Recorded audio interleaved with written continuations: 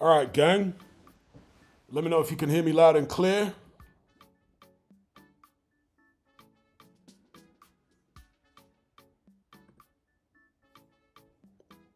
What's up, live chat?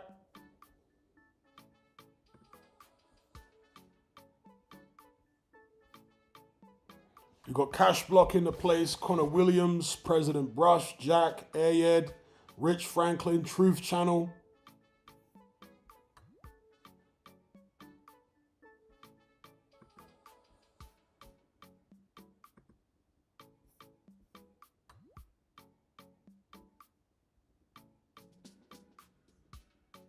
Somebody's saying they can't hear me.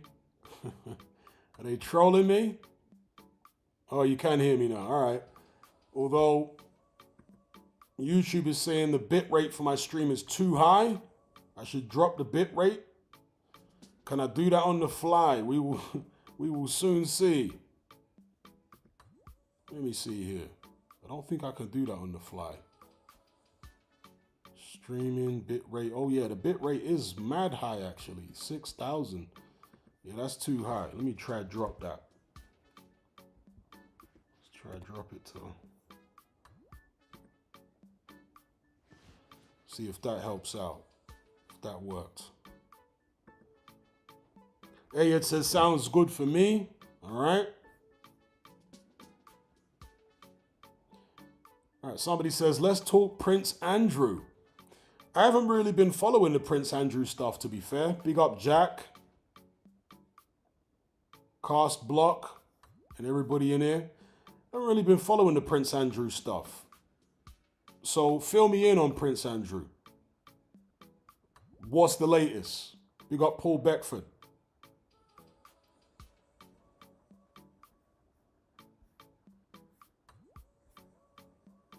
What is Prince Andrew, the man who doesn't sweat, supposedly, been up to now? We got Carlos.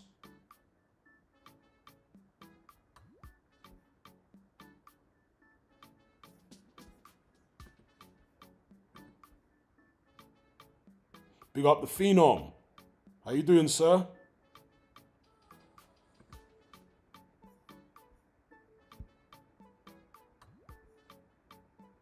Got the Phenom in the house. What's up, Julius? You guys enjoying the visuals? See, I've switched up the night flight visuals to my more recent flights. Look, Vinda says, Hatman, talking about rap from back in the days, what did you reckon of the DOC pre-accident?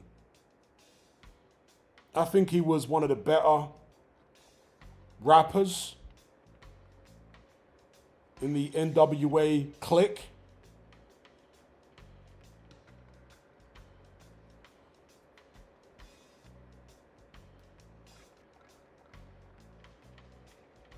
What? Tony S says, Hatman, have you seen the teaser trailer for the new Street Fighter 2 movie? Was shocked to see 50 Cent as Balrog and Jason Momoa as Blanca. Are you sure that's not AI? Because there's so much crazy AI right now. AI fan-made trailers and all that type of stuff. That sounds like something that AI would generate. 50 Cent as Balrog and Jason Momoa as Blanca. Surely that's not real. David Fisher says, what's up? Missed the start of I Miss Much? Nope. Just started, really. I had the music playing for a few minutes while I got situated. President Brush says, you hear about Getz? Madness. No, I didn't hear about Getz. What's going on with Getz? Big up Apex Boss Man. He says, yes, Hammer, let's talk about Keir Stalin. Bring a Chinese asset and WEF puppet. Yeah, on one of my recent streams on the other channel, on the Hatman Boxing Live channel, we were talking a lot about Keir Stalin. And there was actually a supporter, believe it or not, of Keir Stalin in the chat who I was going back and forth with. All right, Apex Bossman says the 50 Cent thing is real. So that Street Fighter 2 trailer is for real. That's mad.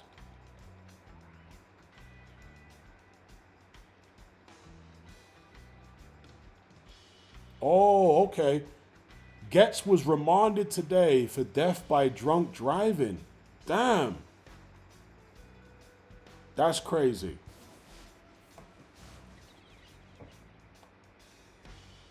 That is crazy.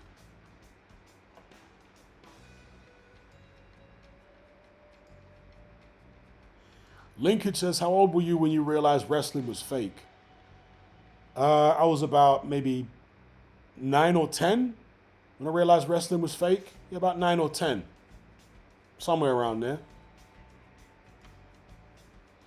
It amazes me that there are actually adults, that there are people who don't realize wrestling is fake until they're adults. It's usually girls, because I've known a few girls who did not know wrestling was fake, and I literally had to tell them. Can you imagine that? I told some grown adult women, I had to tell them that wrestling was fake. Like, how could you not be able to tell as a grown adult that wrestling is fake? Cash says girls and Indians. I'm not going to go there with the Indians. But I can tell you that I've known at least 2 girls, as in women, right? Grown women, who didn't realize wrestling was fake. Tony S says they have Roman Reigns as Akuma. Okay, so not Blanca. Somebody else said they had Roman Reigns as Blanca. It's Akuma. Is there any gamers out there? What do you guys think of Street Fighter 6? It's been out for a while now, right? A year or something, or year and a half? I actually have Street Fighter 5, even though I'm not a fighting game player. I used to play Street Fighter 2 back in the 90s and whatnot in the arcade and later on consoles. So I loved Street Fighter 2. But other than that, I've never really been into Street Fighter. But for whatever it's worth, I do have Street Fighter 5. How does Street Fighter 6 compare to Street Fighter 5?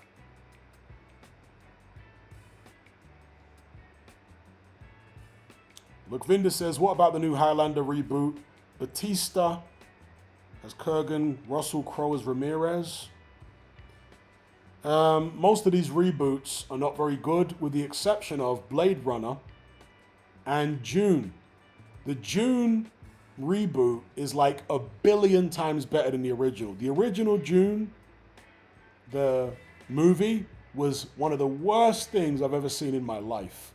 I've got no idea how it got a cult following. Yeah, June somehow got a cult following. It is terrible. Tony S says Street Fighter 6 is amazing, Hatman. Okay, so I guess you're saying it's better than Street Fighter 5? Because actually, I played the latest Mortal Kombat, and for me, that's worse than the previous one. The latest Mortal Kombat is it Mortal Kombat 1? And the previous one before that, I forget the name of it, but the one that came out before Mortal Kombat 1 for me is better. The one that had like Kotal Khan and all those characters. I mean, that Mortal Kombat was better.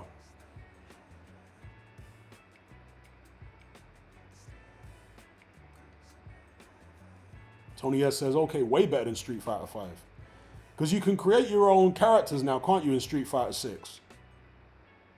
It says Blade Runner 2049, love it.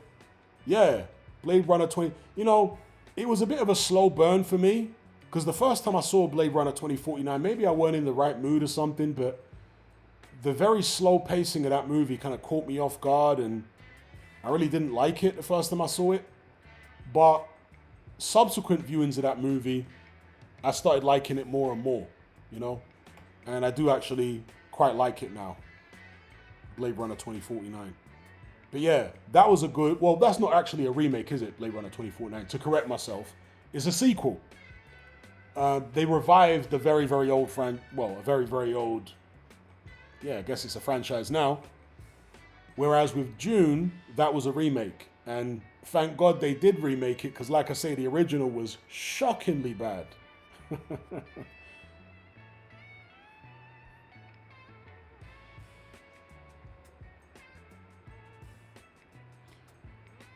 Mr. Pad says Mortal Kombat Shaolin Monks was quality.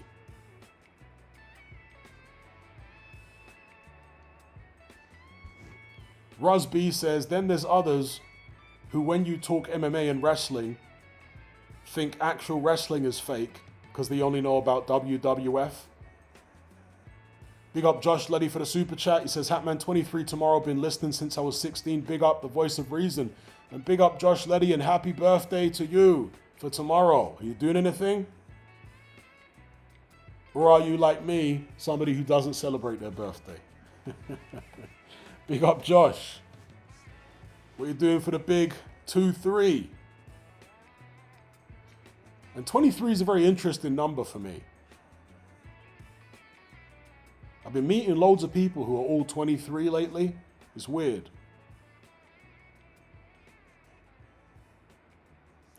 Tony S says, Hatman, what do you think of Frank Warren saying Chisora was the one who turned down the Miller fight?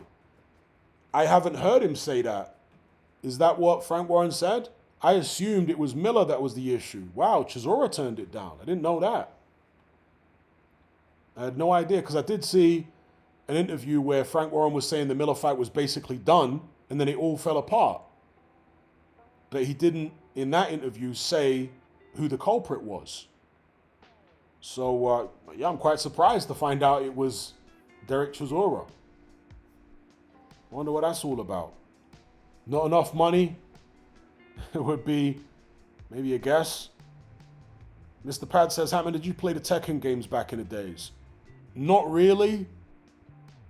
I think I might have played them a handful of times, or the first Tekken when it came out, maybe the first couple, but I was never really into them. I much preferred 2D fighting games back in the days rather than 3D fighting games. Apex Bossman says, you know what's mad? I've probably been subscribed since I was 17. I'm now 30. Time flies, bro. I started doing YouTube back in 2010. That's 15 years ago. 15 years.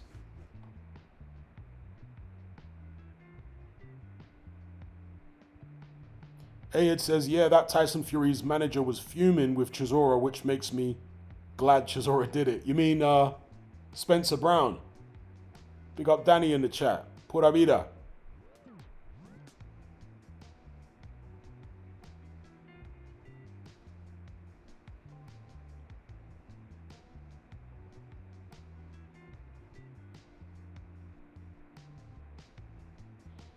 Chicken and Waffles says,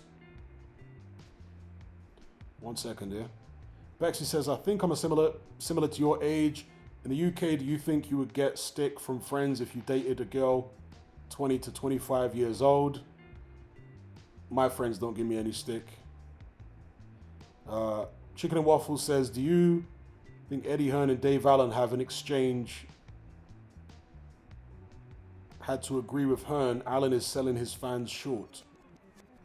What do you mean by his performance against Makhmudov?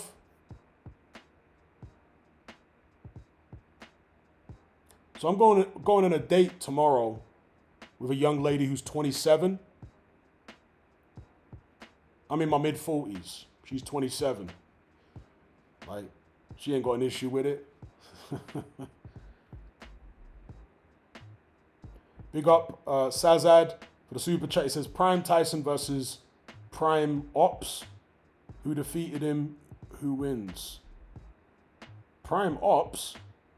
Prime Tyson versus Prime Ops. Who do you mean by Prime Ops? Please clarify. Maybe I'm slow here. Shout out to Galaxy Edits.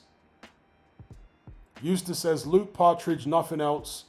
Just Luke Partridge. It just makes me laugh. And me too.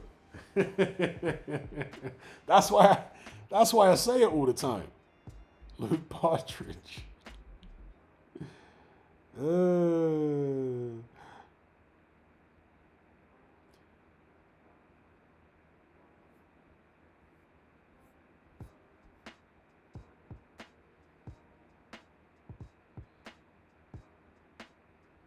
Sazad says, okay, the guys who beat him, well, the guys who beat him already beat him, right? Or are you saying, because, I mean, Mike Tyson was in his prime when he lost to Buster Douglas, but people say that he wasn't in shape or he wasn't focused or whatever the case may be. But he was 23 years old when he fought Buster Douglas. Do you know what I mean? He's 23. If you're saying like the Tyson who fought Michael Spinks against Buster Douglas, would he win? I'm not sure. Tyson against the version of Tyson who fought Spinks was definitely better than the version who fought Buster Douglas. Yes. He was sharper, more focused. But I'm not 100% sure he would have beat Douglas. I don't know. I don't know. It's a shame they never got to run it back straight away. Although Douglas,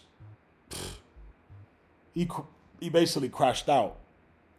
You know, that money went to his head so fast, he turned up in the Holyfield fight and he was already finished before the opening bell had started.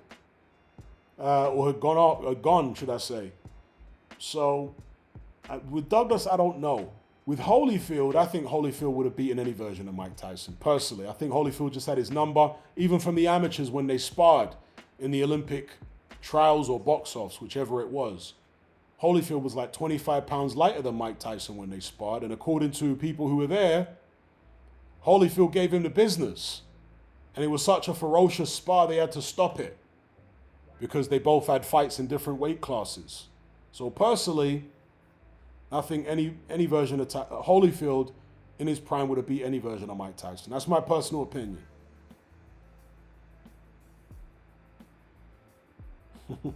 Eustace says, it upsets the Partridge fans worse than anything. That's a whole fact. Just calling him Luke Partridge. Rather than criticizing stuff about his resume, so on and so forth. No, the thing that upsets his fans more than anything else is calling him Luke Partridge. Isn't that incredible?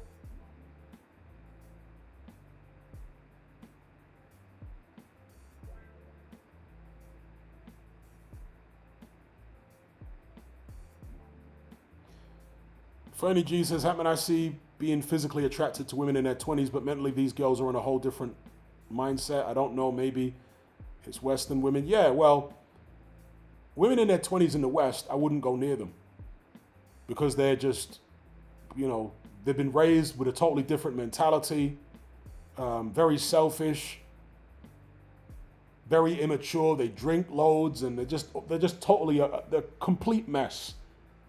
So I wouldn't go near women in their 20s in the West at all. But in Africa, women in their 20s generally are a lot more mature than women in their 20s in the West. Way more mature. So it's a different thing.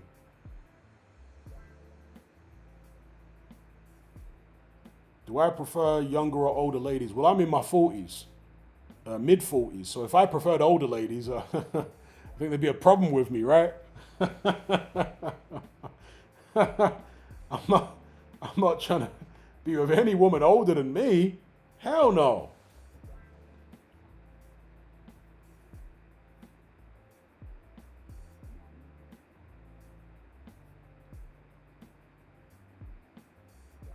Ed says, I get a really bad feeling about that Spencer Brown guy. Well, I call Spencer Brown clandestino. A lot of people might not get the reference. There was a cartoon back in the days. I always forget the name of the cartoon. But there's a character. there's a character in this old school cartoon called Clandestino. And Spencer Brown reminds me of him. Because Spencer Brown's head is like below his shoulders, somewhere in the middle of his chest.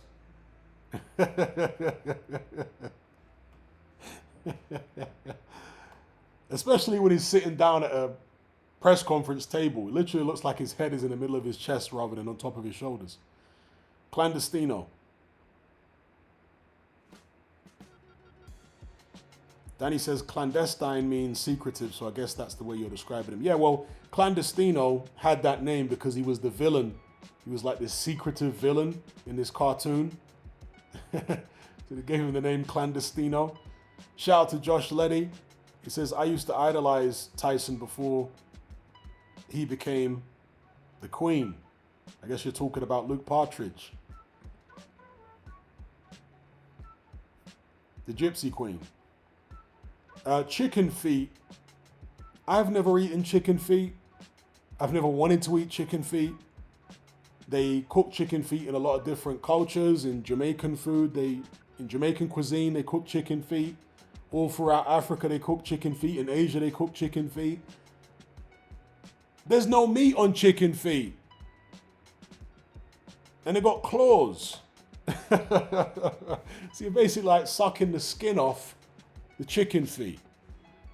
Somehow that doesn't appeal to me. Big up chili beef. The Bluffers. Yes, that's what it was. The Bluffers. That's what Clandestino was in. That's right.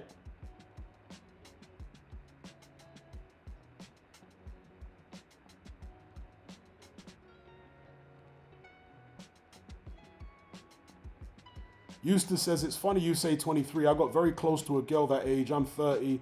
She was my type, but very, very immature and easily led astray. Yeah, if you compare, like, let's say a 25-year-old in most African countries, a 25-year-old woman in most African countries to a 25-year-old woman in London or any major metropolitan city in the West, the difference in behavior and maturity is like vast. It is vast.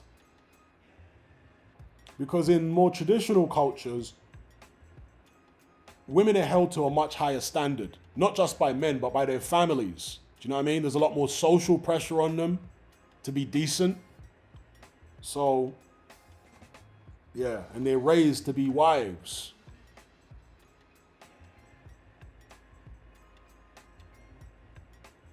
Jack says 50-year-old is okay for you. Hell no. I wouldn't dream of going near a 50-year-old woman. And a 50-year-old woman, I mean, I'm way out of her league.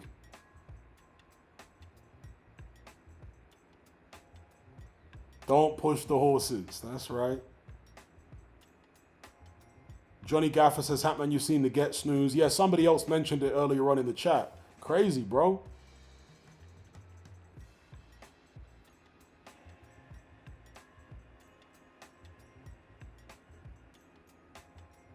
Coppen says, was Winston Churchill the real villain of World War II and not Hitler, as some people in recent years are starting to say? I don't think it's black and white. There was a very good documentary. It was a documentary series that was on Netflix. I'm not sure if it still is, but I watched it a few years ago. And it revealed a lot about Winston Churchill, you know, like the darker side of his behavior during the war and how he could have prevented, not just helped to prevent World War II starting altogether, but also prevented Germany from invading Britain or attempting to invade Britain. But he rejected all possibilities for peace and just kept pushing for war. And obviously there was the so-called naughty document after the war where he, and was it Stalin, agreed to carve up parts of Europe and Asia and whatnot. So yeah, Winston Churchill was not a good guy, but Hitler wasn't a good guy either. It was, you know, it's shades of gray. It's not like as black and white as they make it appear on one side or the other. It's really shades of gray. Evil Uncle Phil says, Halle Berry is 59, you're capping if you say you wouldn't tap. I'm saying, you must be crazy, bro. You think I would sleep with a 59-year-old? That's weird. I wouldn't even dream of tapping a 50. I don't care if it's Halle Berry or whoever it is. 59 years old, laying down with Mum Ra from Thundercats. That's what that is. Hell no. Hell no. No, I don't find cougars attractive. 50? Oh my God.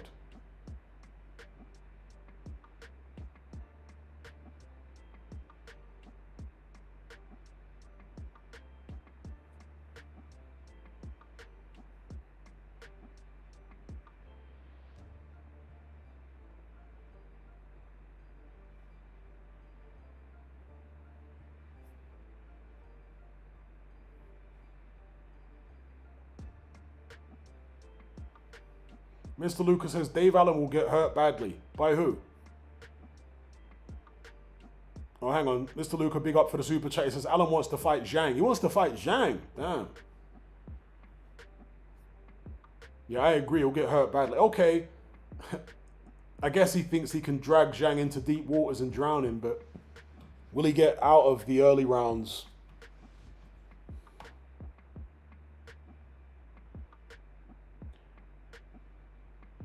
Yeah, some of you guys are moving weird out here. Talking about Carol Vorderman. Bro, I'm not interested in OAPs.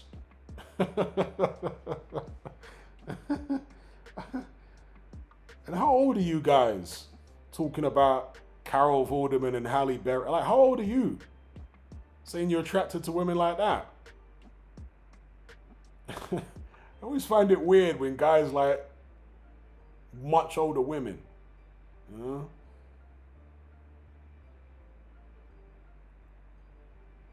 Aldrich says Chisora wants white. Franny G says, do you still meet women the old-fashioned way or online? Both.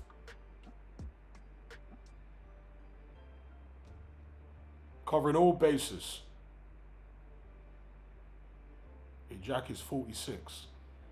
I've got no interest in any woman 60 years old. That's crazy. Mr. Lucas says, because he thinks he's easy. Well, maybe Dave Allen thinks it sells. Maybe that's what it really is. He's thinking to himself, I still got a great chin. Zhang's a bigger name than Makhmudov. Let me try to see if we can make that fight for a load of money. Big up Josh for the super chat. He says, £450,000 paid to Winston Churchill by Henry Stakov in 1939. So there's a historian, a very controversial historian, called David Irving. And I've watched a lot of his videos and lectures on Winston Churchill, and he really goes in on Winston Churchill. He's a British historian, a controversial British historian. And he rips Winston Churchill to pieces. He claims that Winston Churchill did a load of publicity stunts during World War II to make out as though he was standing with the people and he would never leave 10 Downing Street. But according to various minutes that he has from Downing Street, Winston Churchill left through the back door and was ushered away to some hideout in the home county somewhere when these raids were happening, but then claiming that he was standing with the people. You know them ones.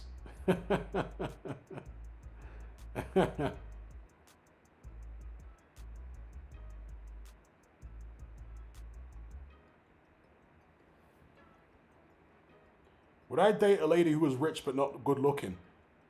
That's the kind of question you should ask a woman. Like, I'm not looking for a provider. Like, I'm a traditional man. I'm the one who provides for the woman. I'm not looking for a woman to provide for me. That's a weird dynamic. I've got no interest at all in a woman's money.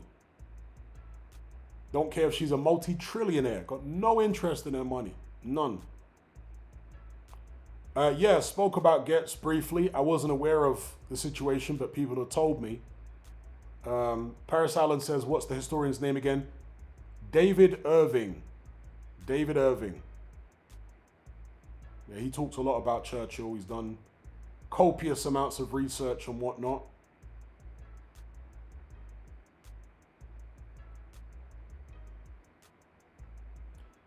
I think you've got a fetish, Evil Uncle Phil. Sophia Hoover.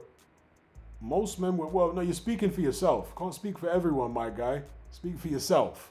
If you say you would tap a 53-year-old woman, speak for yourself, bro. I ain't tapping no 53-year-old. Triple R says, I'd rather link washed Halle Berry than prime Greta Thunberg. Let's not even go there with Greta Thunberg anymore. Some of you guys are savages, huh? Talking about Greta Thunberg.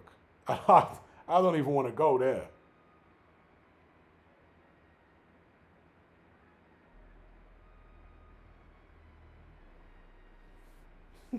Somebody's always got to bring up Greta.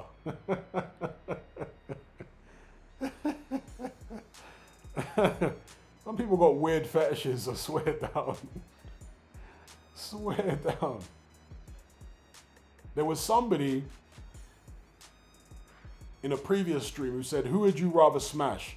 Greta Thunberg or Sonia Jackson from EastEnders?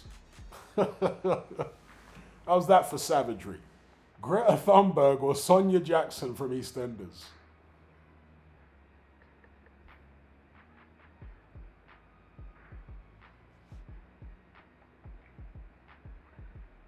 Lucas says, yeah, but your wife then needs to cook, i.e. provide for you. Of course.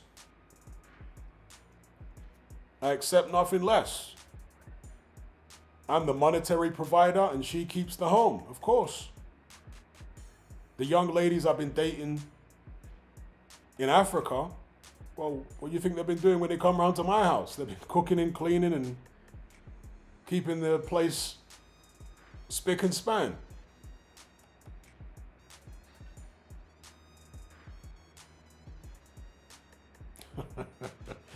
See, this is when we start to go down a really dark road. Huh? Susan Boyle or Diane Abbott? Did you know that Jeremy Corbyn allegedly smashed Diane Abbott back in the days? Did you know that? Jeremy Corbyn allegedly smashed Diane Abbott. I guess this would have been back in the 80s or something.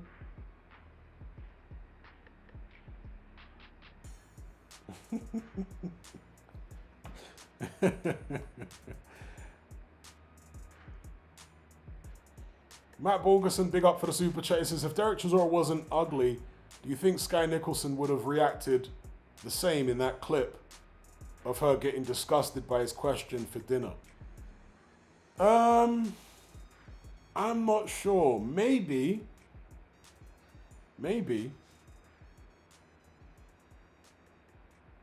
It's hard to know what really motivates her, but she got all bougie.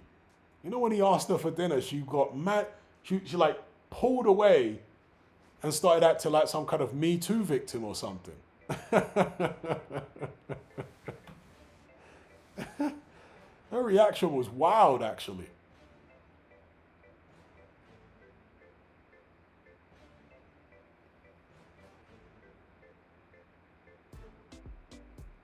Ben Odom says, Jesus Christ. Yeah, look it up. I think it might be public record that Corbyn smashed Diane Abbott. That's a mad one.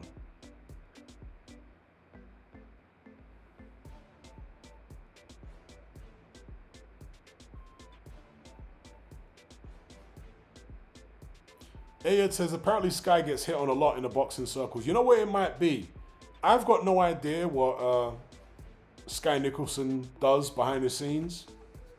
But if, in a hypothetical scenario, she's like a sket, a hoe, a goer, however you want to describe her, if she's that, she might not want the boxing world to know that she's that. Do you know what I mean?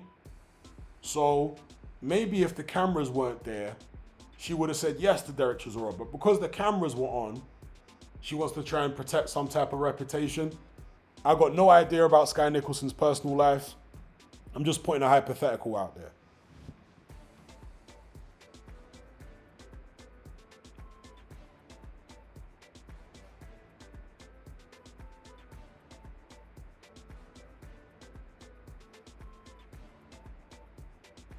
We got Matt for the super chat. He says, we 100% know that's Eddie's little girl. Well,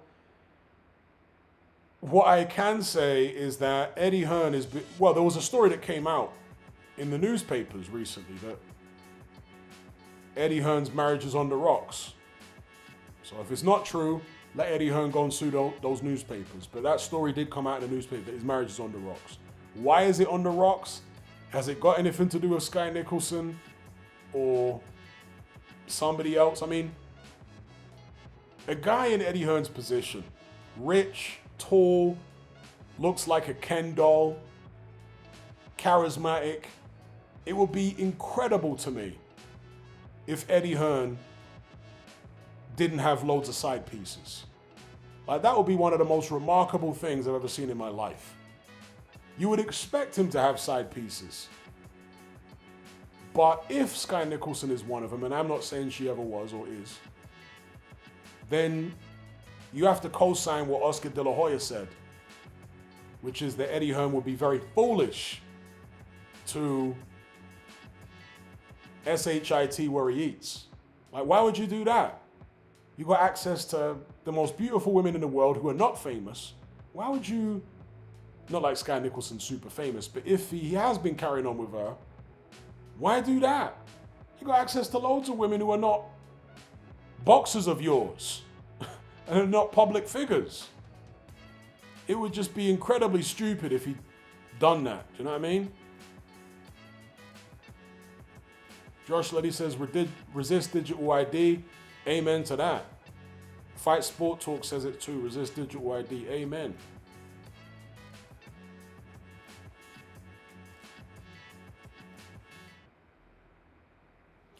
Danny says, I doubt she'd accept Chizora's advances.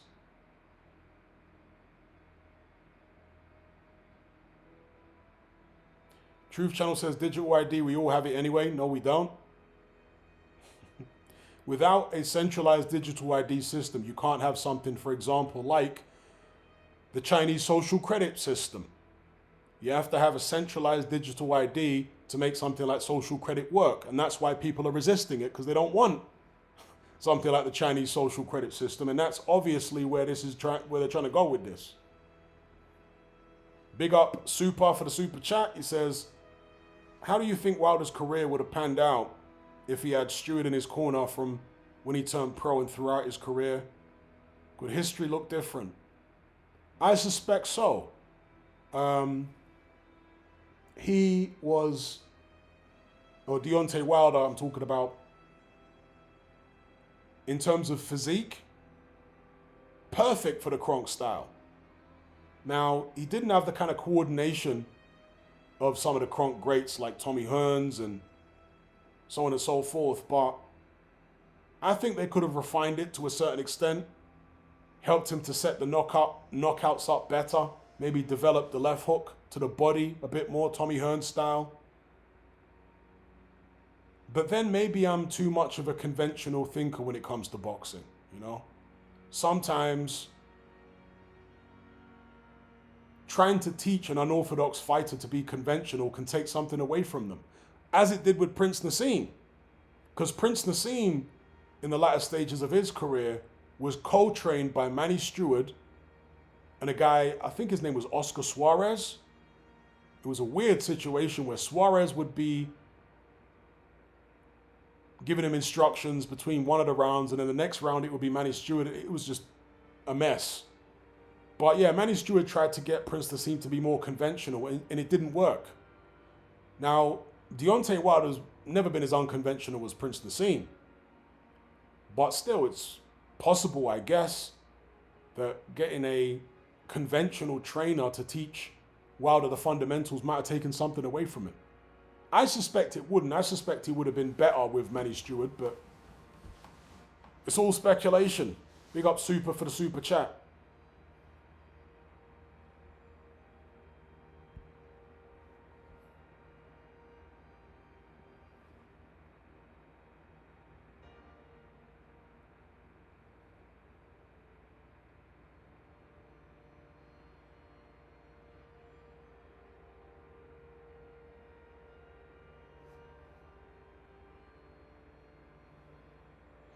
Danny says there's nothing morally wrong with what Eddie did or has done.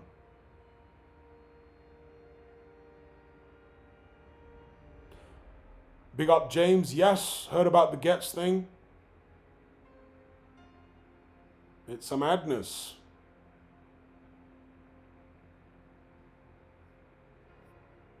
Big up Ben Oldham. He says, Patrick Bet David, see the interview with him and Eddie Hearn. It will tell you exactly what's going on with his marriage. Eddie stopped wearing his wedding ring a couple years back.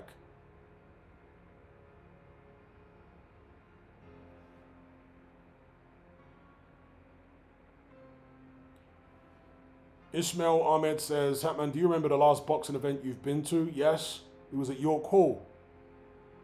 Quite a few years ago now. O'Hara Davis was on the card. It was a matchroom card. So that tells you how long ago it was. It's a matchroom card at York Hall.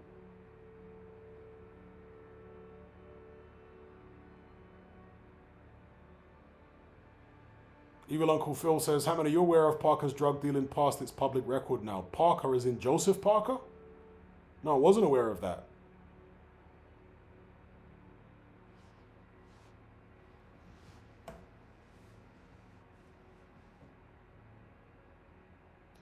What I do know is that a lot of those Samoan guys in New Zealand are rough. That's one thing I do know. A lot of those Samoan guys are rough, bro. Rough guys, street fighters and stuff like that.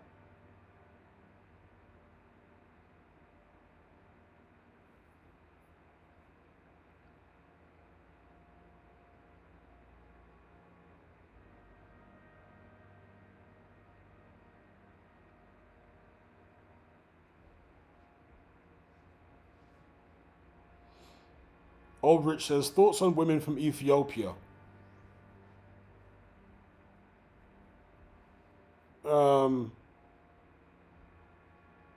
Yeah, some of them are very pretty. On the way here, as you can see on screen, Ethiopian Airlines, right? There was one of the air hostesses on Ethiopian Airlines who was hot. So, yeah, some of them are pretty.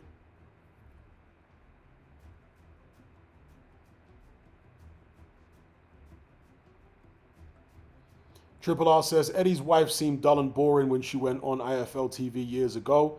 No way he's loyal to her.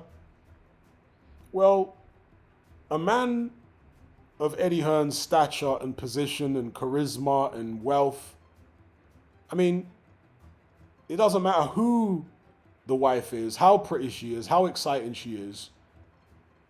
It would be miraculous if he was loyal. She married into money when she married Eddie Hearn. Do you know what I mean? If you're married into money, the guy's 6'5", he looks like a Ken doll, he's got charisma. How could she expect loyalty? It's almost insane that a woman marrying a guy like that would expect loyalty. Do you know what I mean? It's not realistic at all. If you want loyalty, if a woman wants loyalty from a man, that is like literally the last kind of guy she should be going for. You're not getting loyalty from a guy like that. It's not happening.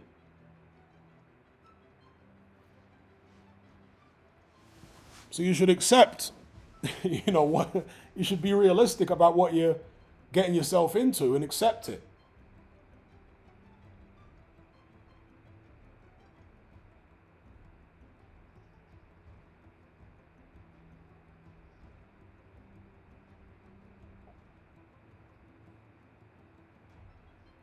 Big up Danny.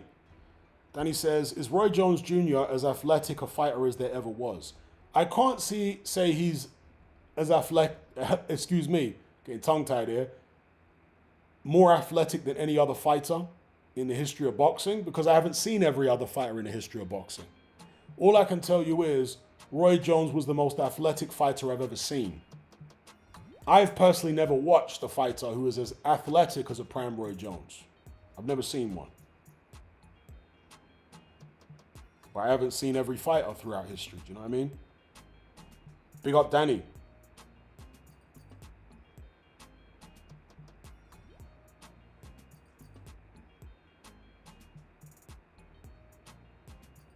Ben Odom says, Barry Hearn made a comment about Eddie's wife a few years back.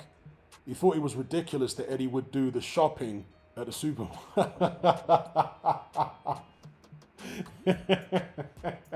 Well, I remember Eddie Hearn talking about his dad not being present for his birth. His dad was like down the pub or something. And Eddie was kind of like cringing about it. I wouldn't dream of being, present to witness the birth of my future children. My dad wasn't present at my birth. Do you know what I mean? That's the kind of like traditional family that I come from, the men don't witness the childbirth. It can actually put the man off the woman. And in fact, there are loads of male doctors, yeah? Go watch interviews with them on YouTube who say that the worst thing for a woman going through labor is to have the man there. That's one of the worst things. The labor will take longer and she'll go through more suffering. There shouldn't be any males in there. It should be a female thing. Even the doctor should be a female, ideally. Shouldn't be any men in there. And in many traditional cultures, that's how it is. They don't allow men in the delivery room. Now, some men want to be in the delivery room because they're concerned about what they might inject into the baby or the mother or whatever the case may be. So there's the protective instinct. I completely get that. The guys who are concerned about, what's going on in there, I totally get their concerns. But like traditionally, a man's not supposed to be, in the delivery room and all that kind of thing. Karate says preemptive self-defense should be normalized. That's an interesting comment. In what context do you mean preemptive self-defense? Are you talking about somebody breaks into your house and before you've got into an altercation, you shoot them? If that's what you're talking about, I agree with it. But there are many different scenarios which you could describe as maybe preemptive self-defense. So give me an example.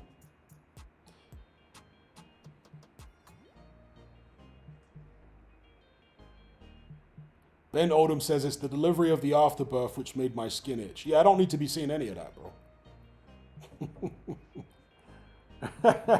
I don't need to be seeing any of that.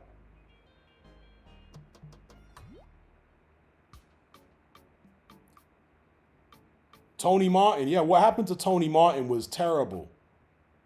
Some scumbags broke into his house. He's an old man. And he shotgunned him. Somehow he went to prison. Can you imagine? You're an old man. I think you lived alone, right? And some idiots break into your house. It's dark. You shotgun them. And they send you to prison. Unbelievable.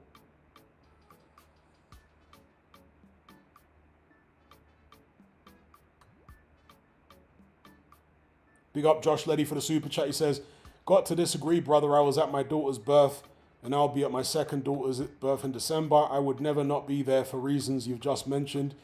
And that's all well and good. If you feel protective and you want to oversee everything, I totally get that. But generally, for the sake of the labor of the woman, it's better to have an all-female environment. And also the sexual attractiveness can be massively impacted for a lot of men. I've even spoke to guys who have had this happen to them, where after witnessing their woman give birth, they totally went off her sexually for like at least a year. You know what I mean? And that obviously can have terribly negative consequences for the relationship. So different strokes for different folks, but generally, yeah, I think in traditional cultures, they got it right. Big up Mr. Luca for the super chat. He says, Partridge is shook from the bodybuilder. I don't want to say that he's necessarily shook of the bodybuilder, but he's shook of the implications if the bodybuilder beat him. Yeah.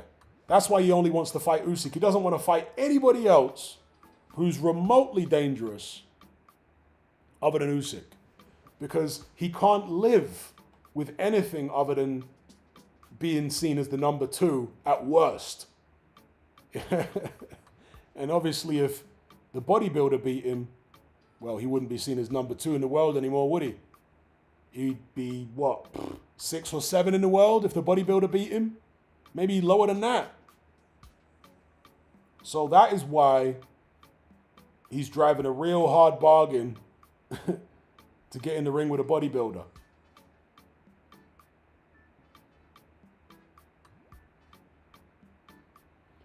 Casa says travelers, they'd been terrorizing him and he fought back and got sent down. I didn't know that. Were they travelers who were terrorizing Tony Martin?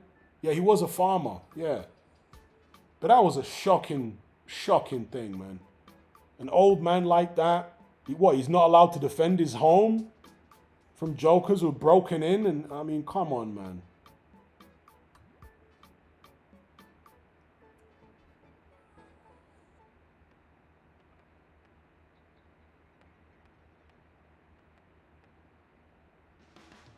Yeah, I remember he shot one in the back. But I don't care where he shot him.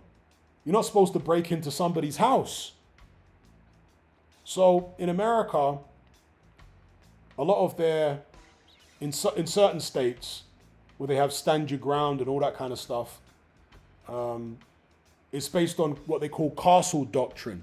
Any of you guys heard of castle doctrine? A man's house is his castle. And you can defend it even with lethal force. Somebody breaks into your house, bro, and especially considering his age, I don't care where he shot him, bro. Whether they were fleeing and he shot him in the back, you're not supposed to be breaking into somebody's house to rob him. You know what I mean?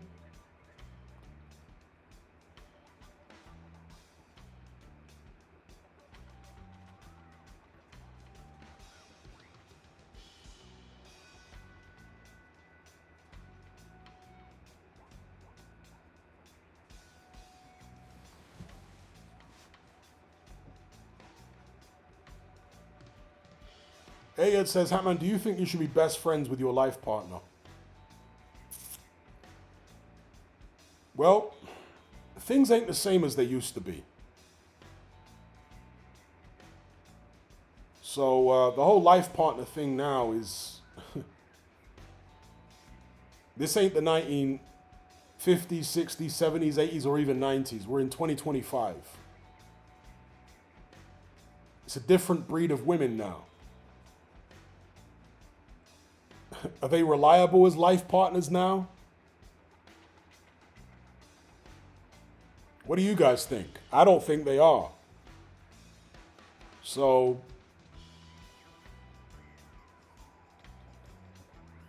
I wouldn't rely on them personally. Big up Josh Letty for the super chat. He says, more to your point, we aren't together anymore, but in my head, my daughter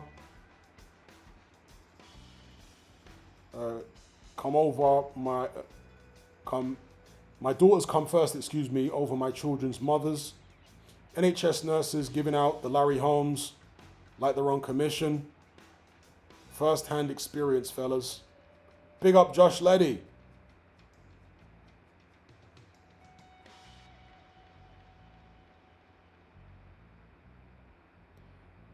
When I was talking about this on Patreon the other day, there's an old saying, quality over quantity, right? Back in the days when there was a lot of quality women, it might be more prudent, it might be more wise to just settle with one woman and let that be your lot. But in an age when there's so little quality is so thin on the ground, to me it makes sense to have quantity. Do you know what I mean? And if you're going to have quantity, then what's the chances that one of the girls you're dealing with is going to be your best friend? Probably not that likely, right?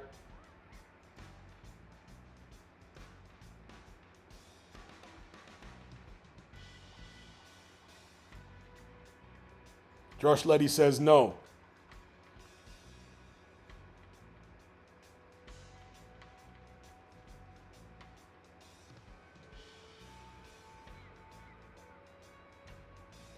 Danny says, if someone jumps out of a car and tries to come at you, you can put them down. Well, yeah, if somebody is coming at you, let's say with attacking you anyhow, you are allowed to defend yourself, yes.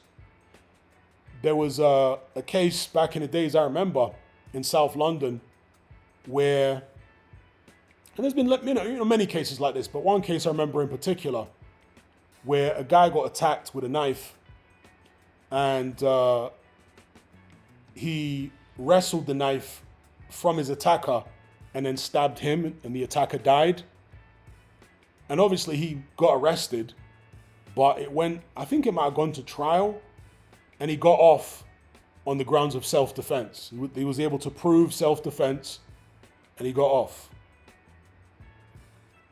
But it's tough to get off on self-defense in the UK. It's tough. But I do remember that guy got off with it because it was, like I say, they proved legitimately it was self-defense. But he had to go into like the witness protection program or something because the guy that he killed was a somebody. So his life was still messed up after that, you know?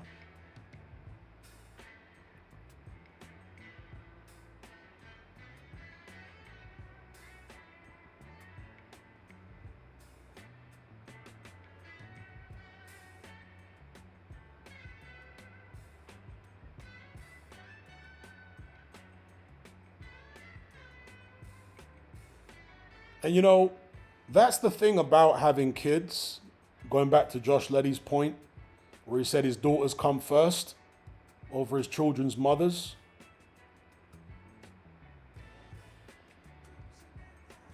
There's a saying, I guess, in the manosphere now that's going around, which I think for the majority of men in this day and age is probably true.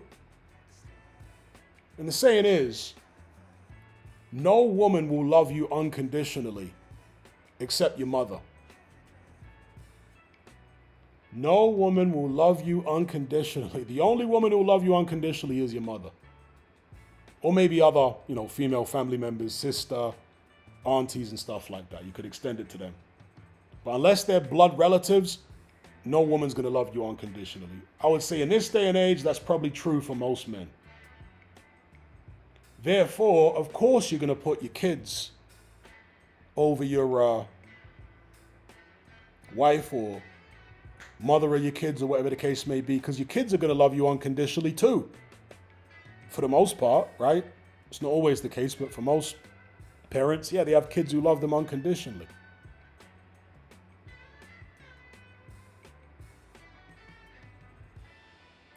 You know, being in a relationship is see, men are much more simple, I think, in the way they're wired emotionally and psychologically in a relationship. Men are more simple. Men aren't trying to manipulate and play politics like naturally. I don't think most men do that, but women do try to manipulate and, steer things and whatnot and play games a lot more than men do naturally. Men have to really learn what women are up to over the course of their lives. Doesn't necessarily come naturally to men, the kind of funny games that women play and this, that, and the other. When kids get involved, it gets even more complicated because especially even if the couple are still together, a woman can start playing games and using the kids to do whatever. But once there's a breakup, oh dear, that's when it can get really dark. Really dark, where mothers are using the kids to basically get at the guy. Yeah, that can get really, really bad. I've seen guys broken in half emotionally because a woman is using their kids against them. Very, very dark.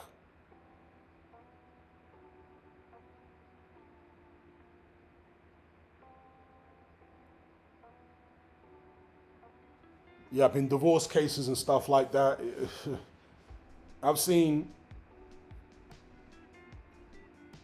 so many guys get effed over by women who use the kids as leverage. You're not seeing the kids for this reason or that. Do you know what I mean? All that spiteful stuff. It's really horrible.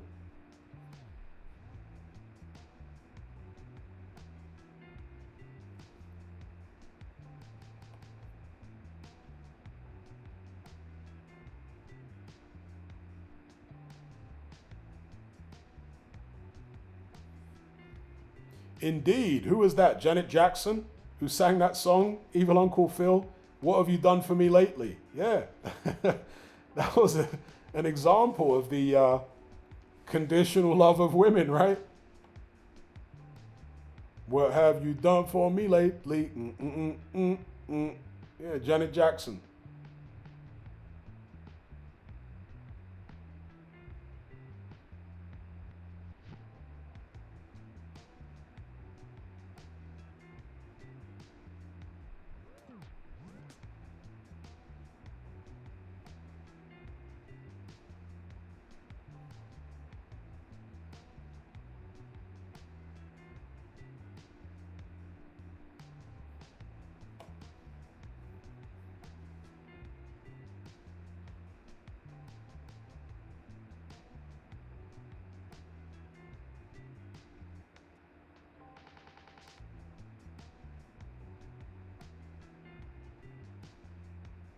We got Crazy Pickney. Yes, yes. Heard about Gets. We talked about that earlier. It's a madness. Truth Channel, real bad man. Ayed says, also women tend to have the next partner lined up while in a relationship. That's facts. That's a whole fact. Women will very rarely leave a relationship unless they're like, in a really abusive relationship where they're getting beaten up and all that kind of stuff. But in most normal relationships, women will very, very rarely leave unless they've got someone lined up. So if they've left you, it's probably a 95% chance she's walking straight into the arms of another guy. Like immediately.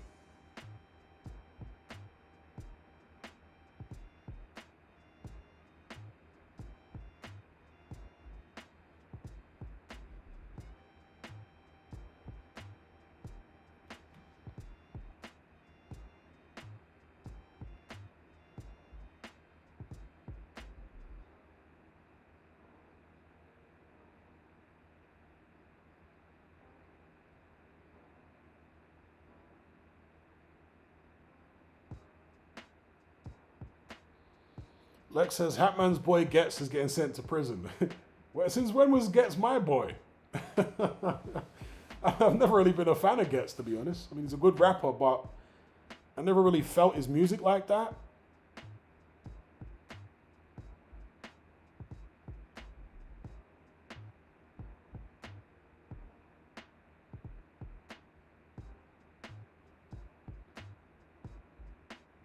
Jack says, do you think it's easier for women to pull than men? Way easier, especially in this day and age. In the day and age of dating apps and social media, I mean, it's like 10 times easier for women to pull. 10 times easier. I mean, they've done studies on dating apps and they show that, the amount of likes that women get is many, many, many times higher than the amount of likes and swipes that men get. Way higher. I mean, even the DMs that women get on social media, an average looking woman will be getting DMs all day. The average looking guy on I don't know, Instagram or whatever, he ain't getting no DMs from women. You know what I mean? It's not happening. So yeah, in this day and age especially, much easier for women to get dates and get into relationships, get laid, get whatever. Much easier for them. Big up Matt for the super chat. He says, did you hear the Counter-Strike market like $2 billion? You're talking about the game Counter-Strike, which people play on mostly PC, right? $2 billion. So it's worth 2 billion, or lost 2 billion. No, tell me more about that.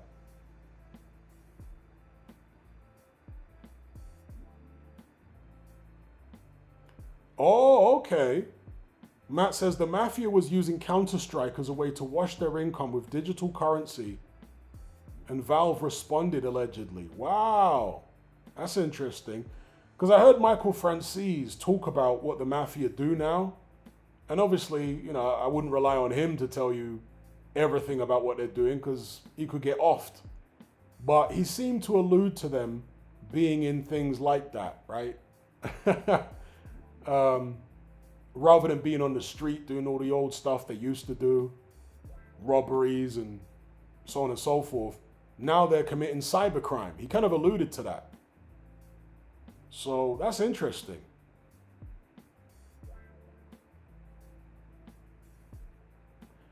I was also amazed years ago to find out that what's one of those groups in Palestine called?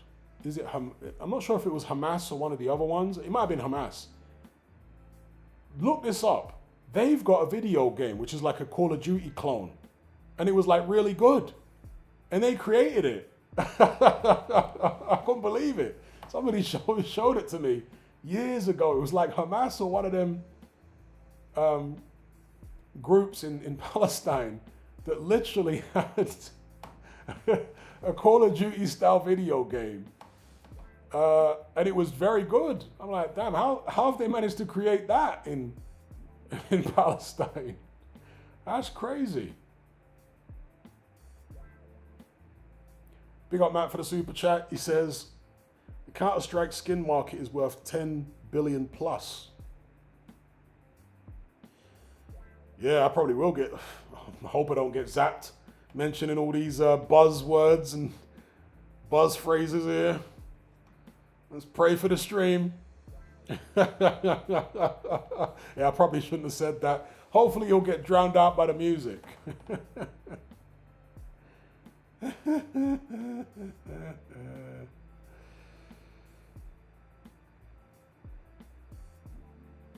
Yeah, I'm gonna start having to spell out some of these words now instead of saying them, because I don't want to get this stream zapped. AJ says Michael Francis broke the biggest rule in the mafia and continues to do so. Yeah, it's a curious case, isn't it?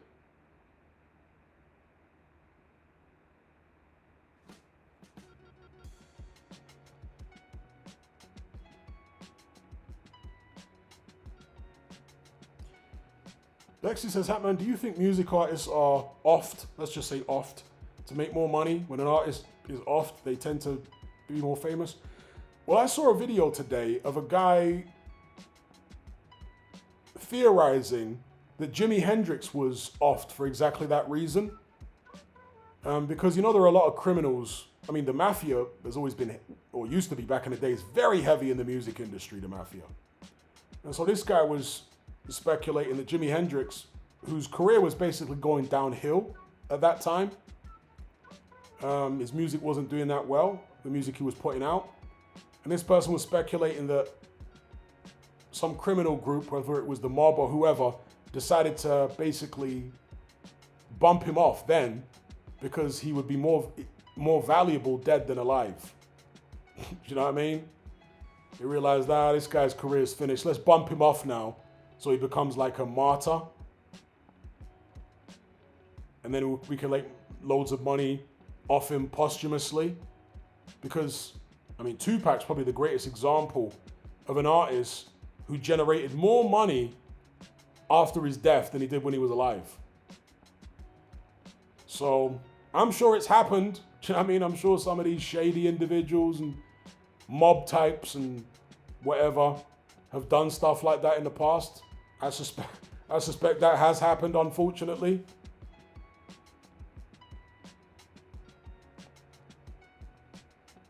That's right, Striker. Hummus is a lovely dip. I like hummus, made from chickpeas. Big up Matt for the super chat. He says, I can't wait to get my super chat money back when Wardley knocks out Parker in 3 rounds. Honestly, that might be his only shot. Get him cold, easy money. That's what Derek Chisora was saying. Did you see Derek Chisora on the Sun podcast he does? The most recent episode, they had Johnny Fisher and David Adelayo on there with him. And Chisora's picking Wardley. But he says Wardley needs to knock Parker out early. If he doesn't, he's not going to win the fight. So Chisora is going for that bet, Matt, of Wardley knocking Parker out inside 3 rounds. It's heavyweight boxing. At the end of the day, Chisora knocked Parker down early, right? In their first fight, he knocked him down within, what was it, the first 10 seconds or something? 15 seconds? And Wardley is explosive.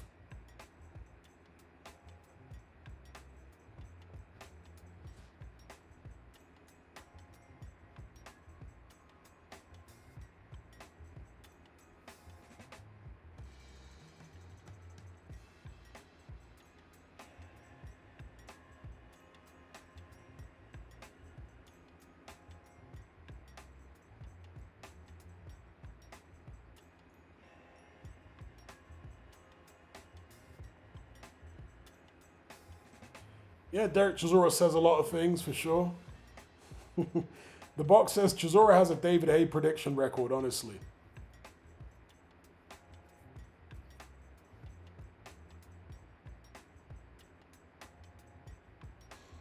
Evil Uncle Phil says Parker was getting triggered at a press conference today. I didn't see it. What happened? What was he getting triggered about?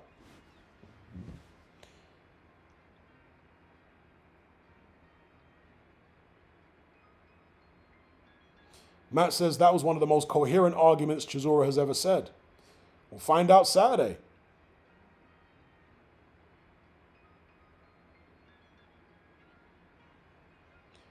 Bexy says Johnny Fisher's dad is such a modern Western man, Homer Simpson level. Is he? I don't know, man. Johnny Fisher's dad is... I don't even know how to describe him, bro, but he's a mess.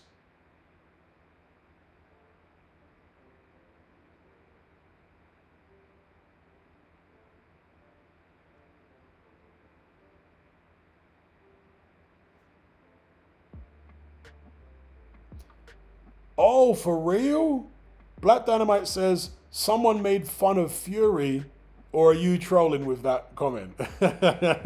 Someone made fun of Fury and Parker got triggered. Is that like sarcasm, or did that really happen? Because I'd be worrying if that actually happened. If Parker got triggered over that. That really would be worrying.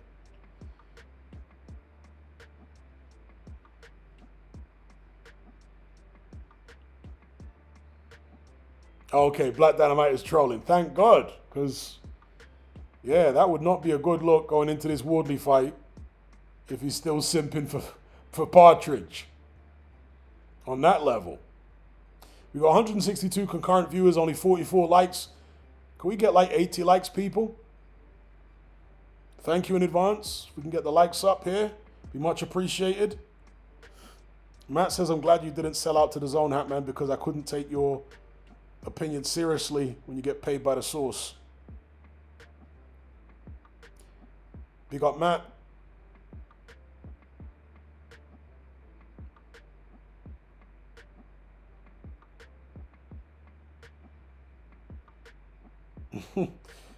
Zach Christ says, can't wait for Huey Fury to get his man strength. Okay, Evil Uncle Phil says, Michael Offo triggered Parker by saying he's going to get beat. Yeah, that Michael Offo guy is low-key quite a good heel. He's a bit of a wrestling promoter, isn't he? Michael Offo. He's got them kind of wrestling promoter vibes. You know, the antagonizer or wrestling manager, whatever. You know, like the different wrestling managers, Mouth of the South and Paul Bearer. That Michael Offo has got kind of wrestling manager vibes about him. Coming in as the antagonist. He's always trying to wind people up.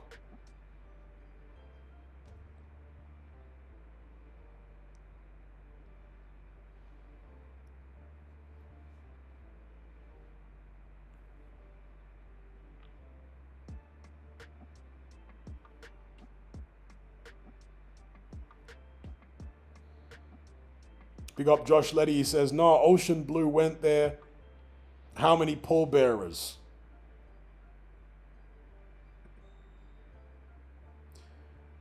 Who's the manager? Is he the? Yeah, I guess you would call the manager for the tribal chief. What's his name? It's Paul Heyman, isn't it? Paul Heyman. Because when I first saw Paul Heyman, I thought it was Paul Bearer, and they're just taking the makeup off him.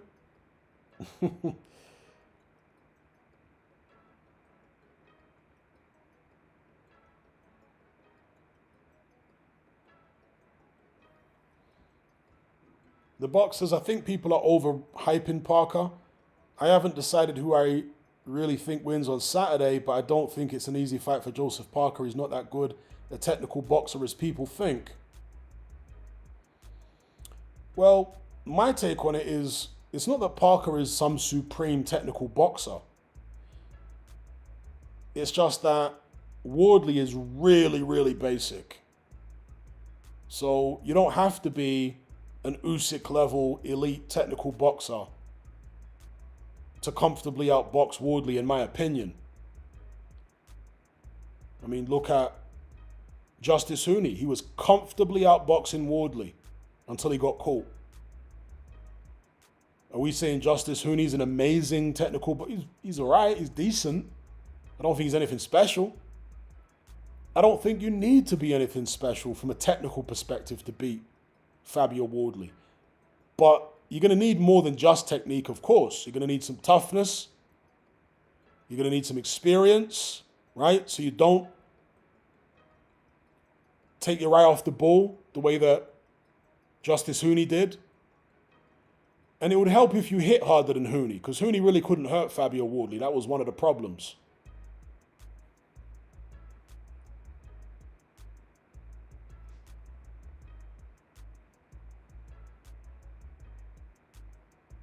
Striker says, whatever happened to that Turkish manager promoter, Amit Honor? Not sure the spelling. Yeah, I remember him. I'm not sure what happened to him either. he was a bizarre character. Maybe he's kind of out of business now because German boxing ain't what it used to be. Zach Christ says, Hatman, I'm 21. I've been watching you since I was 15. That video on David Hay, the boy who cried wolf, was too funny. Old school.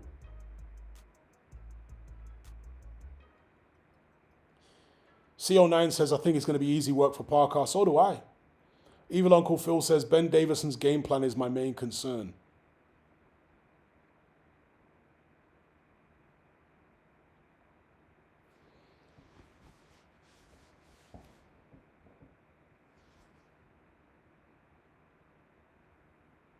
Big up Josh for the super chat. He says, Hatman, the Fisher versus Allen 2, there's a point in the stream, the most I've heard you laugh. Someone should make a compilation. Yeah, the down goes Johnny bit. I mean, so Frank Warren recently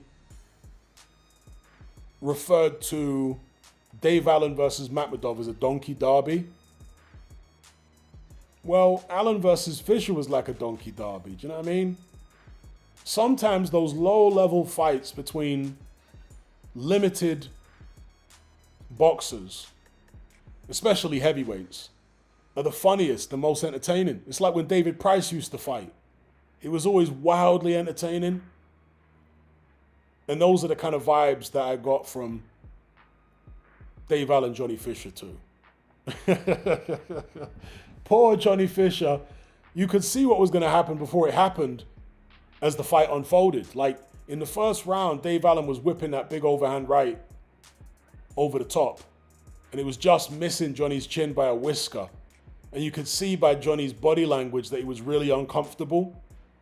And Dave kept coming forward and slinging it. And you were like, oh dear, at some point one of them's going to land. It was funny. Poor Johnny. It's entertainment. It was funny.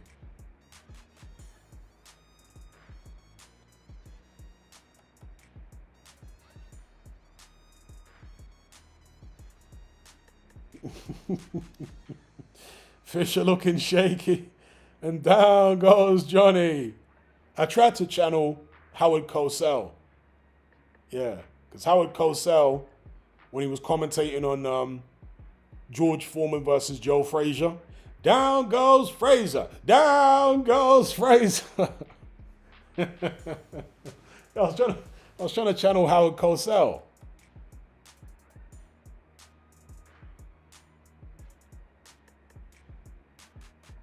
And even Howard Cosell in the George Foreman Ron Lyle fight. Now George fought back. Now George strikes back. Cosell was hilarious. So I was trying to channel him.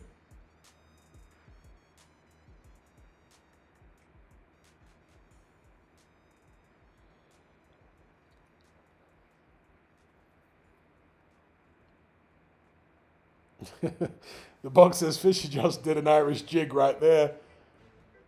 Yeah, I remember that line too.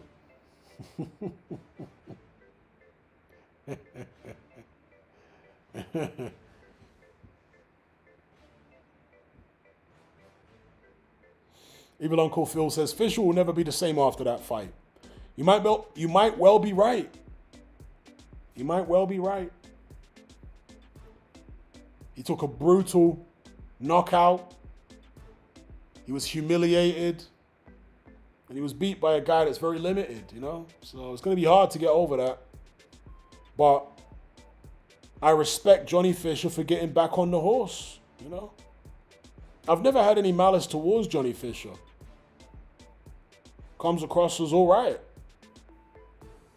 But I just never thought he was going anywhere. I have to be honest about what I think I'm looking at.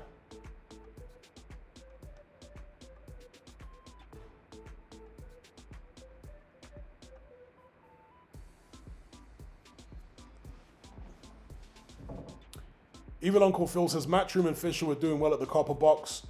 They should have fought 10 more cans. Well, they thought that Dave Allen was a can. The truth be told, I mean, Dave Allen quit against Fraser Clark.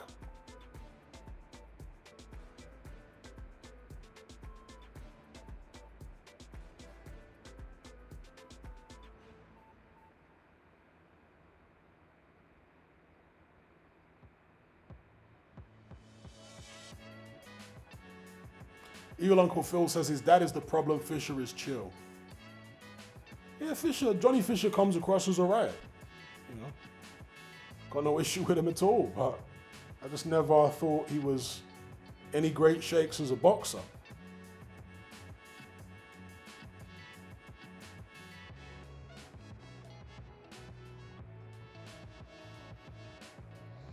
Danny says Dave Allen was never as confident in the rematch. Okay, that's a interesting take, Danny. Do you care to expand on that?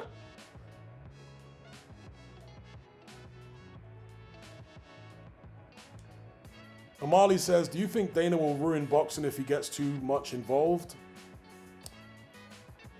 So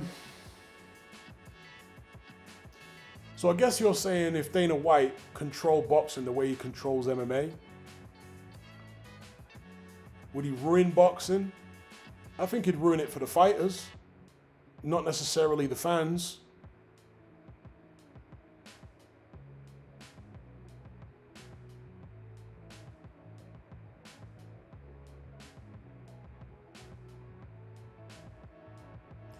Oh, okay.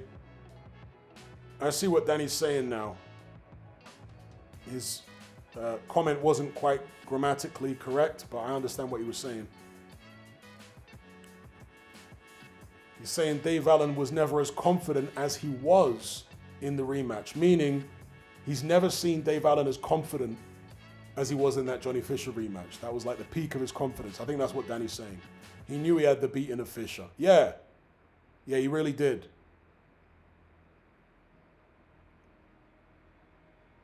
He came out there from round one and he looked menacing. And he knew that Johnny Fisher perceived him as menacing. And when he started whipping that right hand over the top, oh, Johnny. It felt inevitable that at some point one of them was going to connect clean. And Johnny was going to be in a whole world of trouble. Poor Johnny.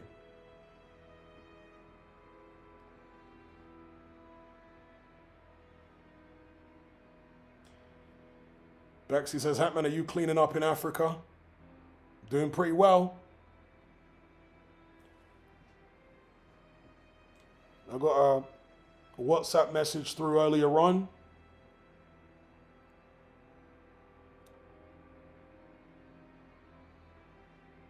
From a young lady. Hey there, not doing anything this weekend.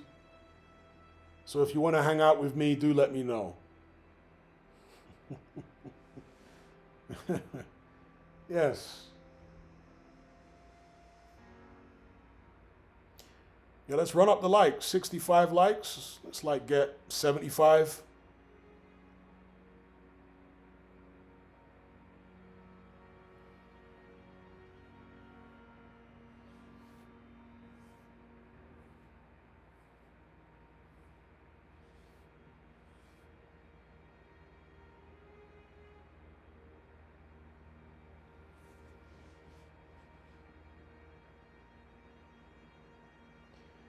Now, it's not grammatically correct, Danny, because you didn't say as he was in the rematch. The way you've written it, it says Dave Allen was never as confident in the rematch. Grammatically, that is inferring that he wasn't as confident in the rematch as he was in the first fight, whereas you should have said was never as confident as he was in the rematch, which then makes it clear that you're talking about the extra confidence being in the rematch rather than in the first fight.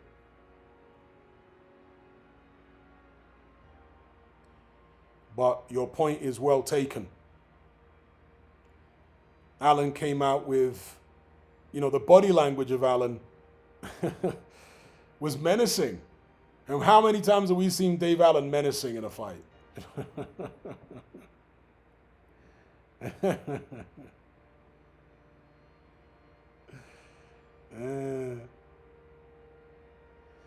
No, Danny, you're not going to convince what is not the case. Dave Allen was never as confident in the rematch. That reads as he wasn't as confident in the rematch as he was in the first fight. You're missing never as confident as he was in the rematch, or as I've ever seen him in the rematch. It's not grammatically correct. That's why somebody else mentioned it. That's why Evil Uncle Phil said not confident with a question mark, because the way you've worded it, it infers that Allen was not confident in the rematch.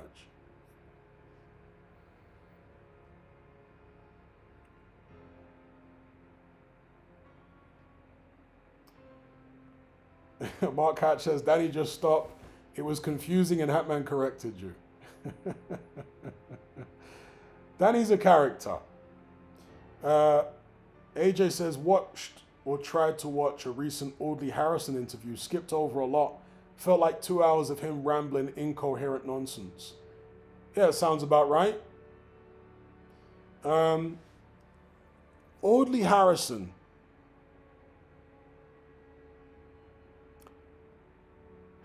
He's a really interesting psychological case study for a boxer. Because Harrison was the epitome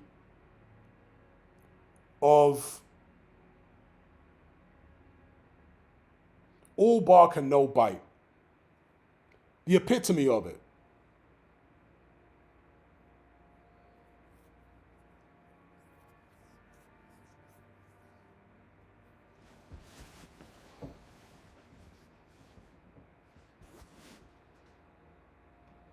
And he basically swallowed a bunch of Les Brown self-help books.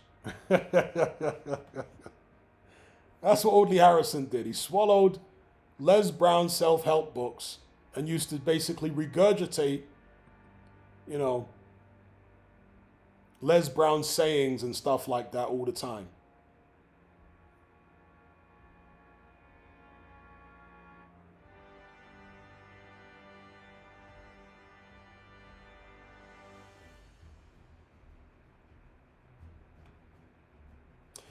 All right, peeps, I'm now getting a message up here, a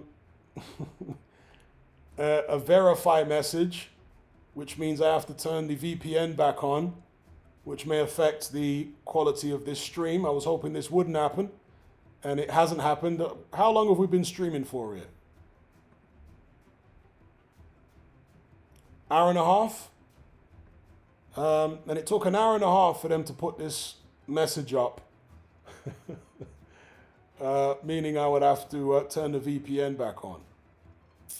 So, I guess this is a good place to say over and out, sayonara. You guys don't want a choppy stream. So, yeah, big up each and every one of you for joining the conversation. Special shout out to those who donated via Super Chat.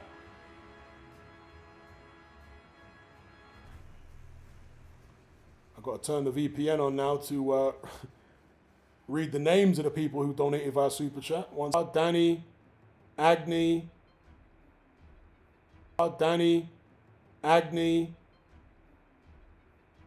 Matt Borgerson, of course.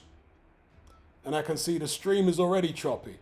The stream is already choppy. I've only just switched the VPN on now. The stream's already choppy. So let me reread those who donated via Super Chat. They were Josh Leddy, Sazad, Mr. Luca, Matt Borgerson, Danny, Super, Agni. I think I said Josh Leddy already. Special shout out to those who donated via Super Chat.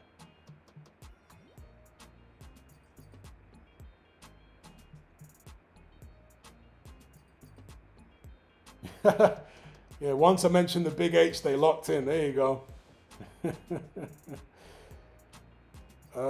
Before I go, yeah, who's my favorite boxer at the moment? I probably have to say Usyk. I do enjoy watching Usyk. I probably have to say Usyk. After Usyk, maybe Itama. And then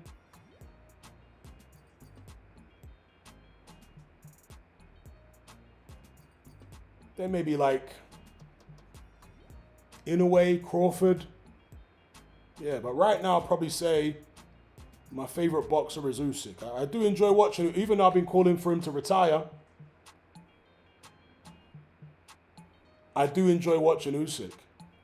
Because earlier on in his heavyweight career, people were saying, oh, he can't punch, this, that, and the other. Now he's flattening people. He flattened poor Daniel Dubois. He flattened him. So I'm going to say Usyk is my favorite right now.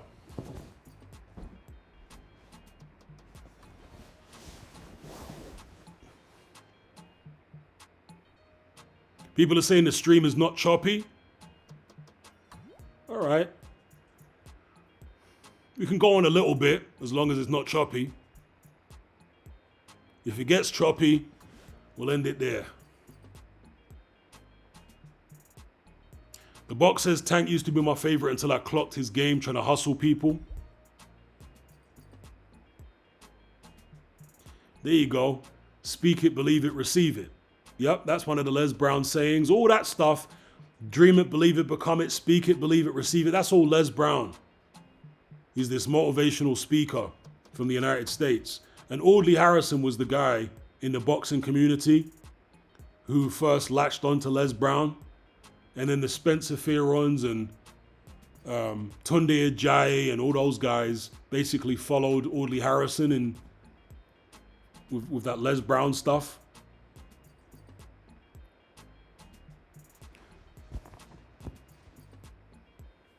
I always saw Les Brown as a grifter. I never liked Les Brown.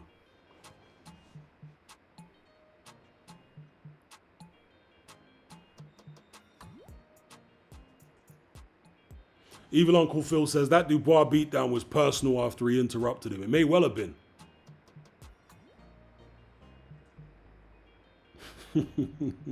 Poor Daniel Dubois. Did I laugh when Dubois got knocked out as well? I can't remember, but thinking about it is making me laugh. I got nothing against Daniel Dubois. I mean, there was something funny about that knockout. As in, ha-ha funny, not, you know, dodgy funny.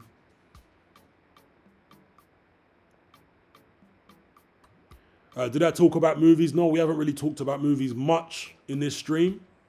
If you want to talk about movies, we can.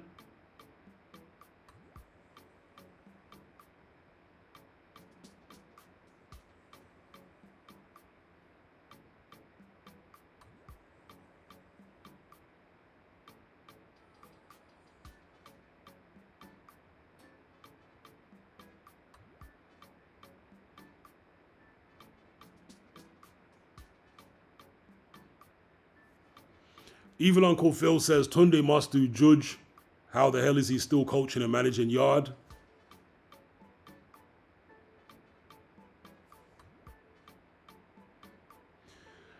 Like Vinda says, Predator Badlands looks promising. Yeah, I think I saw the trailer for that. The last Predator movie I saw was Prey. I thought Prey was pretty good. Yeah, I was quite impressed by Prey. I think it was a nice refresh of that particular franchise.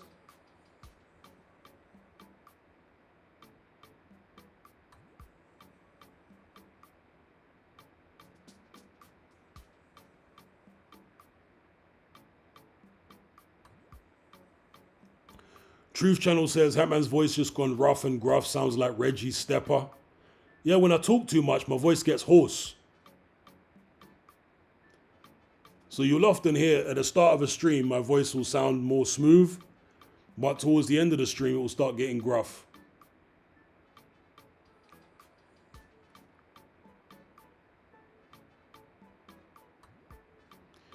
People used to ask me, you know, sometimes when I'd record a load of videos during the day, and then I'd do a stream in the evening, people would say, what's going on, Hatman? How many cigarettes have you smoked today? You sound like you've gone off and smoked, you know, a 20-pack right before the stream. Bro, I don't smoke. I don't smoke. It's just, yeah, my voice gets gruff when I use it this much. Big up the Truth Channel.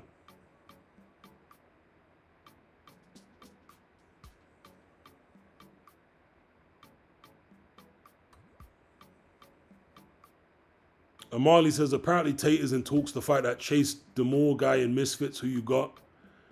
They're both awful boxers. I mean, Tate can't box at all.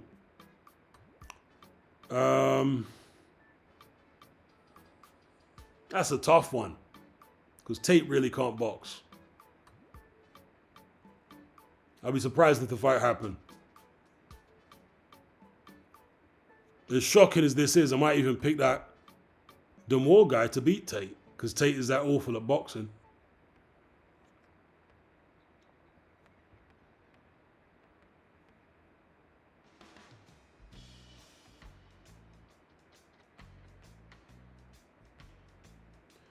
Evil Uncle Phil says, Chase is big for nothing. Yeah, he's rubbish. That clip of him, I think it might have been his first Misfits fight, where he was looking away and throwing the most bizarre looking punches. I think I've got a gif of it somewhere. Let me see if I can find that gif, rather than try to describe it to you. Do I have that gif of Chase Demore in here somewhere? Because that was crazy. I'm looking in the GIF folder and I can't see it here.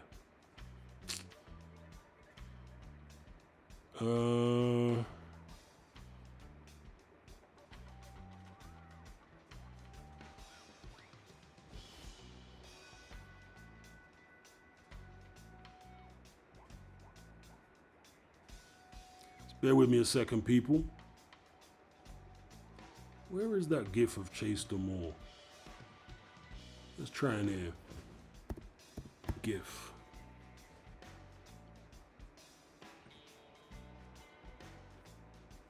Is it in the downloads folder somewhere?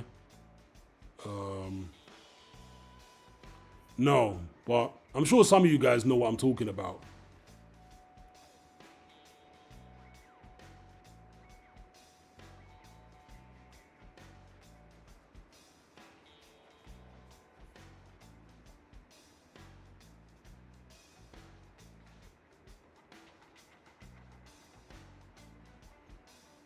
Bell says, Weapons is the best film I've seen this year, and 28 years later storyline was rubbish.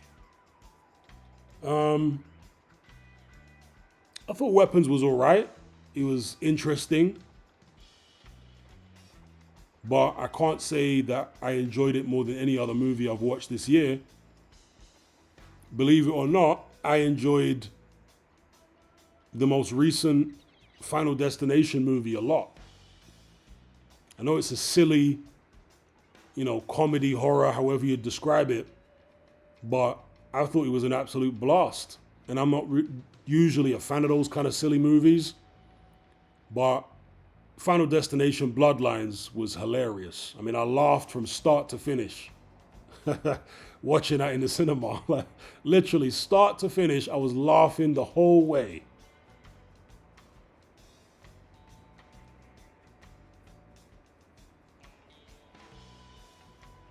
Danny says, Tate is not a good fighter. President Brush says, I have to check out Weapons. Yeah, Weapons is interesting.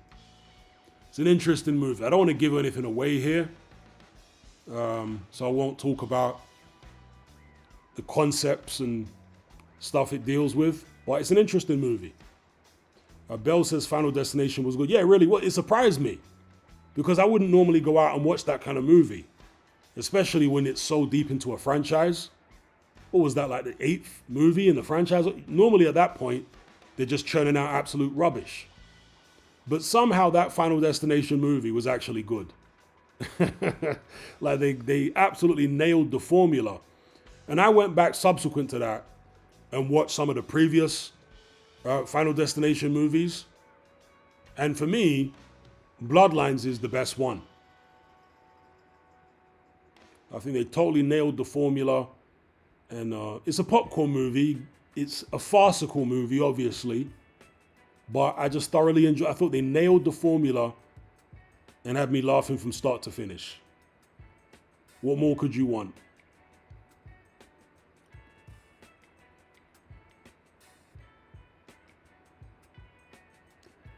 Yeah, there was talk of Andrew Tate fighting Jake Paul. And I said from day one, Jake Paul wins that fight. Andrew Tate ain't beating Jake Paul in a boxing match. President Brush says, how's the crypto investing going? It's not. I bought crypto some years ago and I'm just holding it. I'm not doing anything with it. It's just there, being held.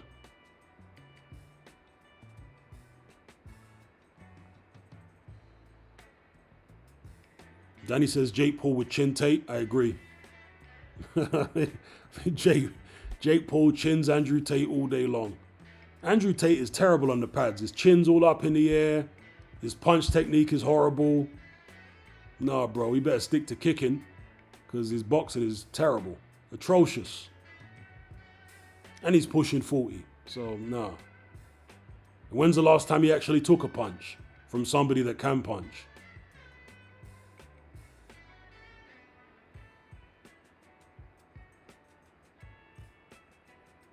Yeah, gold's at an all-time high right now, right? Yep, gold, silver, into all that. Gold's at an all-time high.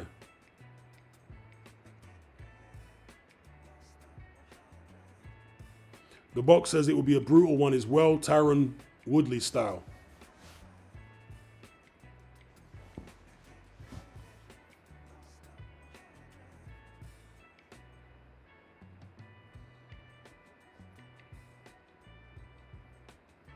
Galaxy Edit says, I think Tate does beat fake Paul. Okay. Striker says, do you have a crypto chat in your Element group? Not specifically a crypto chat, but a trading and investment chat. Yes. Remind me to add you to it. I'll add you to it. Just go into the boxing room and remind me to add you to it. I'll add you. Danny says Tate must be low on money to be considering a boxing fight. Maybe he is. You know, after all the legal issues.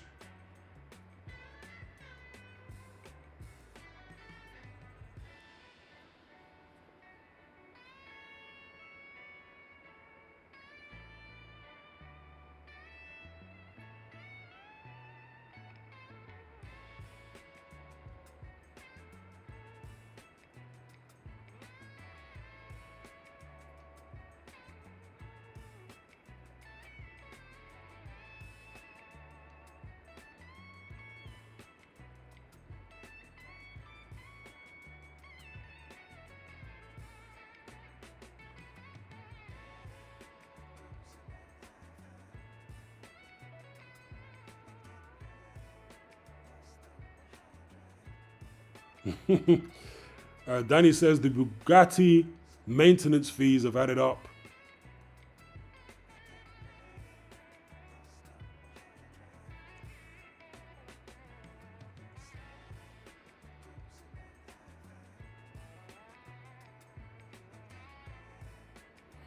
Big up AV. He says, I just bumped into Moses Hitalma at Crazy Golf Lakeside an hour ago. Got a great pic to post. Random, but thought I'd share with you guys. Bless to all. Are you in the Element group? Yeah, please do post it there. Ishmael says, Hamza Shiraz linked with Jaime Munguia for February showdown. That's a good fight. Will Jaime Munguia be clean? I know he got exonerated. How many of you people believe the exoneration?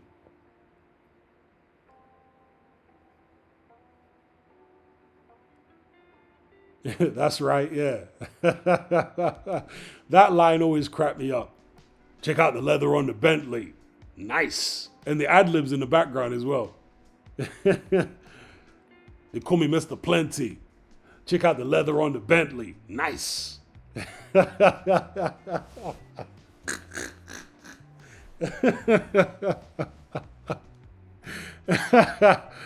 And he even had a grin on his face when he dropped that line in that song. As if he could barely contain his own laughter. They call me Mr. Plenty. Check out the leather on the Bentley. Nice.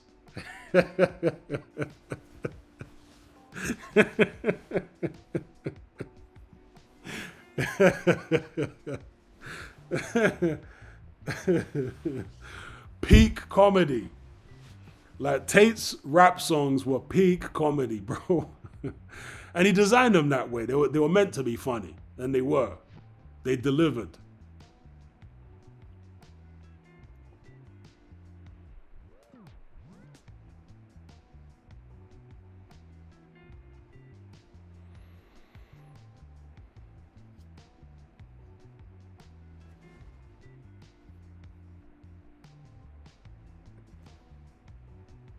There's got to be some way for me to configure this VPN so it doesn't drop all these frames and do all this crazy stuff it's doing right now. There's got to be a way for me to configure this thing. Because you go into the VPN settings and you can choose different protocols, different open VPNs. I don't know, there's got to be a way for me to configure this somewhere. Maybe if I get like a dedicated IP, would that help? Because with the VPN I'm using, you can get a dedicated IP, like a fixed IP, should I say. You have to pay extra, but if it would sort out any issues, I'd just do it. I'd just pay for a fixed IP. Maybe that'd help, I don't know.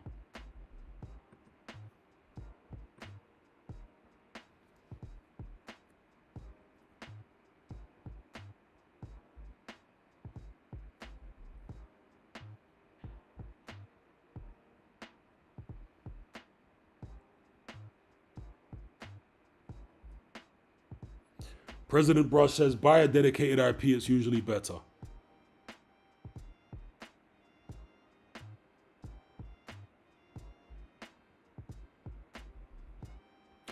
All right, peeps, I'm going to wrap this one up now. We managed to go on for quite a bit with the VPN on. So, yeah. Special shout out to those who donated via Super Chat. Josh Leddy, Danny, of course, Sazad, Mr. Luca, Matt Borgerson, Super, Agni. Yes, so big up. And shout out to everybody else who joined the conversation. It's been great as always. So please fasten your seat belts, store your trays upright,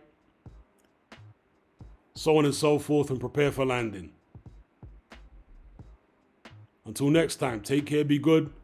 I'll catch you guys on the other side. I'm out.